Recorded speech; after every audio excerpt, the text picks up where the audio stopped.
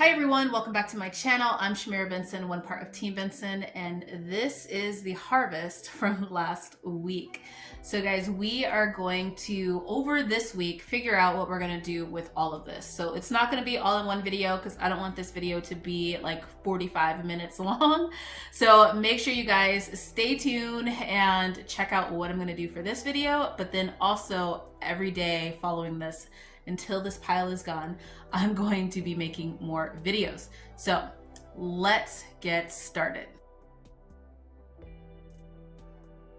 All right, so I'm gonna break this up between like shorts and videos just because there's certain things you guys have seen me do like a million times. That being open is driving me crazy. There we go. Like my greens, I am doing like a tally of the greens. So I'm going to just make that a short, and you guys that are following, if I'm growing my year supply, you can see how many bags I get. But I think we're gonna start with the celery. And let's talk about all the different ways that we are gonna preserve the celery. But first, let's get it all washed up. So no matter how clean my veggies are, I always do a two-part wash. As you can see right now is our very clean time of the year because there's no bugs. So there's literally like just maybe specks of dirt that are in there. What I do is I fill this up as kind of like as much as really kind of like get it floating to where that anything can go down and float to the bottom, like dirt or like wood chips or anything like that. And then I'm gonna do my first rinse with some vinegar. So I'm gonna go ahead, put some vinegar in this, and I'm gonna let this sit for like 10-15 minutes, and then I'm gonna rinse it, and then I'm gonna do it again with salt, and then I'll just strain it and let it air dry. Okay, so we have all the celery draining right here. We have the collard greens going, but once again, the collard greens are gonna be in a short, so make sure you guys check that out. Let's get this over and get all these leaves cut off. Okay guys, so first things first, we are going to separate all of the leaves from the stem.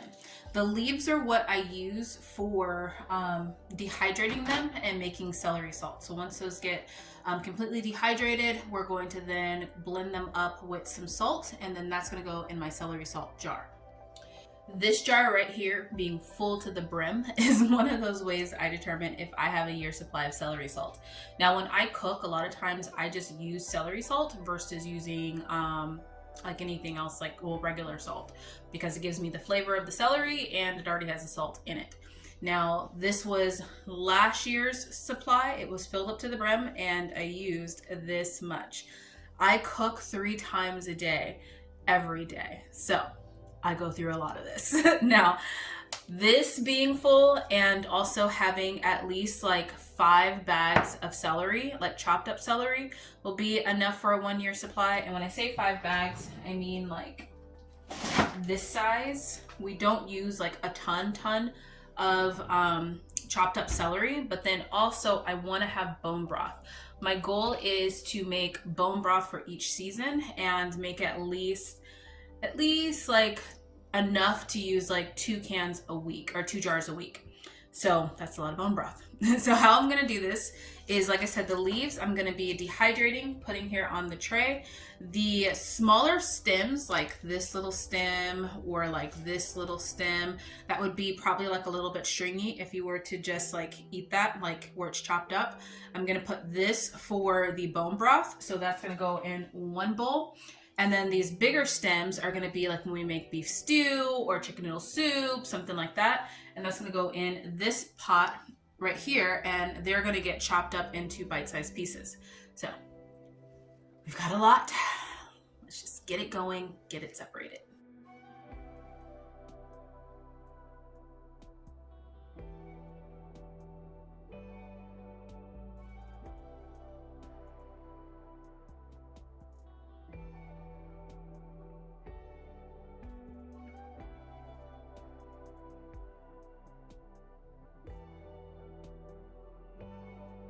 Okay guys, so we have finished with our first full dehydrator full. I filled each one of the trays to about this level, and then I'm gonna go ahead and let those dehydrate. We have just the going ones for the beef stock, which we are gonna make beef stock in this video. And then we have the ones that we're going to cut up. Now, there's gonna be lots and lots of celery, so I'm really picky on the ones that I want to cut up, just because I can be, because there's a lot of celery. Like, we still have this to go. So I am going to let this do its thing while I take a break and work, because I need to work too. And I will be back. Probably be about like another hour or two, but for you guys, it'll be pretty instant. Okay guys, so we have our first batch all dried and cooled out of the dehydrator. We're gonna get our second batch into the dehydrator. So we're going to get our first batch ground down with some salt and put into the jar. I'm gonna put the rest of this into this jar right here so that then we can get a true accurate amount, because you know I will be using the rest of this for cooking. Okay guys, so we have another full dehydrator full. I'm gonna go ahead and dehydrate that. And then we also have our one that I'm getting ready to start blending down. Now I use only 2 different types of salts to cook with. I use Celtic sea salt, and then I also use Redmond's real salt. Now for this one, when I make my seasoning blends that are gonna sit on the shelf, I always use the real salt over the Celtic sea salt, because the Celtic sea salt is wet. It's a wet salt. So I don't want it to go bad, essentially. Well, I don't think it would go bad, but I just don't want it to clump. Now you can use just your blender and blend up your leaves and just not use additional salt at all. Like celery has like a saltiness to it, but I prefer to use salt with it. One, it helps keep it from clumping. So it's kind of like the anti-caking agent that you would see in bottled seasoning in the store, except for this one is a natural anti-caking agent. And I just like the additional salt in there so that then I don't have to add salt to our food. So I'm gonna go ahead and start blending that down. Now, when it comes to ratio, I basically fill up my little cup, and then I have about maybe a tablespoon of salt, and blend that down, fill up the cup again, blend that down, fill up the cup again, blend that down.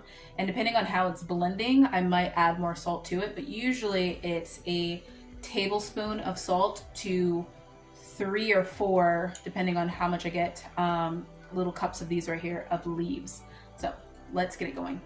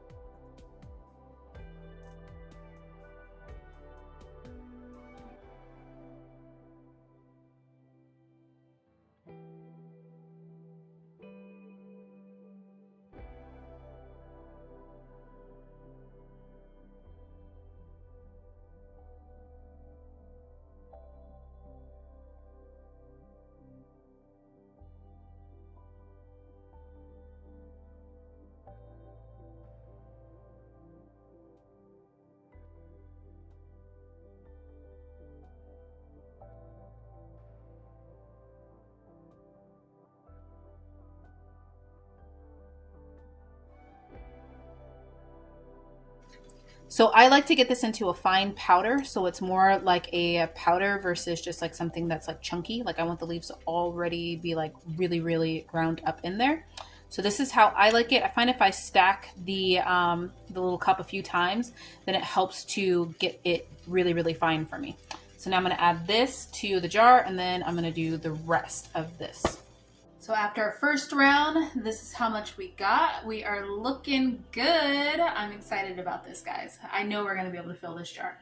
So I am going to dehydrate this. This is the second round. And then these ones I'm saving for bone broth, that we're gonna make some bone broth in a minute. And then these I'm gonna go ahead and chop up and see how many bags I get and get those in the freezer. Okay guys, dehydrator is running. Let me turn it off so you can hear me. But I ended up with half a bag of the chopped, and then we're gonna get this going next for the bone broth as soon as this is done. I don't wanna plug in too many things because I'm also cooking dinner. So this is gonna go in the freezer. We're at half a bag. Remember, our goal is gonna be, let's say 4 bags. let's say 6 bags. So 6 bags, because that'll give me enough for an entire year. And then we're trying to fill up the jar with the dehydrated, and then we want to get probably like 12 cans of bone broth, which that'll just depend on, you know, how much we got going on. But yeah, all right. Let's let this continue to do its thing. Good morning, everybody. So it is now another day. I have finished drying and grinding all of the celery powder. This is what we're looking at right now. You guys can see where it's lighter. That's where I used more salt than I did the last time. So I kind of just judge how much salt to use too by the color. So more green is going to give it less salt, obviously. So I'm just gonna shake it up. And then the next time I do it, I'll probably use a little bit less salt to get it a little bit greener. But it's just kind of like a formula, your own little formula. It's your work in progress. So last step, we have what we have in the freezer. We have all of this powdered. Now we need to make some bone broth. Turns out I need to let my phone charge for a little bit.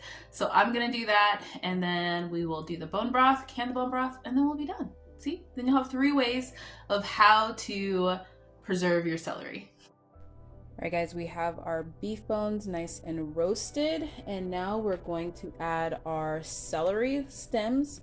So these are the stems that we saved, and we're also going to clean out the freezer because we have some things that are from like 2021 that just need to get used up. So, and they're like a little bit frosty. So we're going to go ahead and we're going to add some bell pepper. We're going to add leeks. We have 2 bags of leeks that need to be finished up. We have some more celery from 2022. We have a lot of celery coming in, so we're going to use that bag too. And then we have some yellow bell peppers from 2023 and some carrots from 2022. And then we're just going to add maybe like 5 of these tomatoes in there. We're going to get some herbs from the garden. We're going to get some rosemary and some thyme and maybe a little bit of sage too.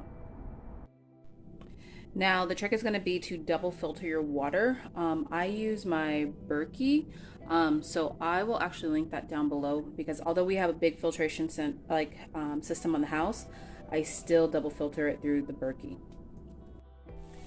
Okay, so this is starting to look like a big giant salad. So we're just going to add, we added our herbs, we're starting to add our water, and then I'm going to add some salt and some apple cider vinegar to this. And then we're just gonna let it cook for a whole entire day. Okay guys, we're finally getting to the home stretch. I strained all of the bone broth so it doesn't have any of the like pieces or anything like that. It is just a gelatin down here, and then it has this nice fat cap right here. Now this fat cap, as you can see the jelly coming over, the juice coming over it, this fat cap you don't want to get rid of, because this is going to make amazing cooking oil. You can render this down a couple times, or you can just cook with it like this. So I'm going to remove this, put this in its own jar and put it in the refrigerator, and then that's going to be the tallow that we're going to be cooking with over the next couple of days. Now I'm going to heat up this, and which is our bone broth, and then I'm going to pressure can it in my digital canner. Now I'm not going to go through how to do this because I have a whole video on how to use this guy, so I will tag that down below, but let's get it all done. Okay guys, and now we are all done. This happened last night, so we have this all labeled, and all of these have popped down, and these just came out of the canner, so now we're just waiting for that glorious "you did it right" pop. Okay guys, and that's it. That is my 3 ways of preserving celery. This happened over, I feel like over like a couple of weeks. This was a long video, but I hope you guys enjoyed it. I'm trying to make more cooking videos and more preserving videos and how I use things videos for you guys. It's just, it takes a little bit of time for me, but yeah. If you guys have any questions, leave them down below. I'd be happy to answer them, but make sure you are using your celery to the fullest. And we even have some of the fat that I put in a short and how I kind of rendered that down and put that in the refrigerator so that then we could use for today and well this week. That is the amazing part about canning bone broth or beef bone broth, is that you get a big solid fat cap on there that you can use for like tallow. So I hope this video was helpful. I hope you guys are using all of the stuff coming out of your garden, and until next time, grow yourselves a garden, because even a small space can provide you with tons of food. Bye guys.